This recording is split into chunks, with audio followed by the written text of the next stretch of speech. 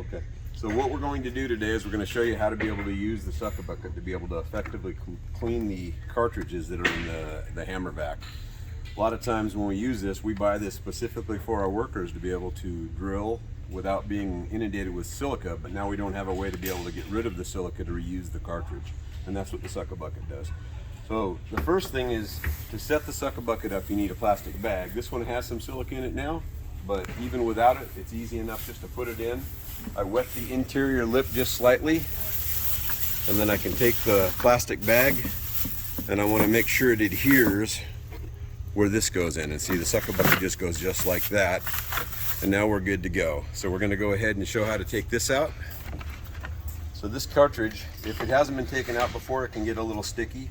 You squeeze these buttons and it pulls straight out this way. Yeah, this one's sticky. Comes out like that. Make sure you have the suckabucket on. And you just take it just like this. And nothing goes into the atmosphere. So the silica, you can't have more than 25 micrograms go into your lungs. So if you stack silica on the head of a pin, that would be about 25 micrograms. So you can be aggressive with it. Once all the silica comes out, you want to check the flutes and give it a few taps this way. And see, there was another couple tablespoons in there because it'll get lodged into it. If you don't clean this every day before you use it, you will find, and that's all there is to that, if you don't clean it every single day, you will find that this will be full in addition. When it quits working, you may have to take the gun and shake the gun out over the suckabucket. But in this case, this is a new gun with just a dirty filter that we were showing how to use. This goes right back in the way it came out, just like that. And that is the process. You'll leave the station set up, and then the guys can come and use it as they need to.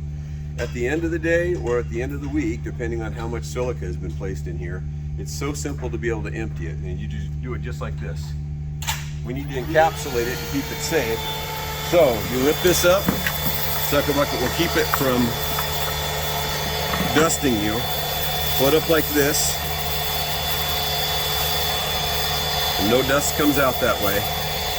Roll it, and just like that, your silica is now contained, and you're protected from it. Now remember, 25 micrograms is the most you can breathe without having an engineering constraint to protect you. At 50 micrograms, you've reached the permissible exposure limit over 8 hours. So it's super important to have this process in place.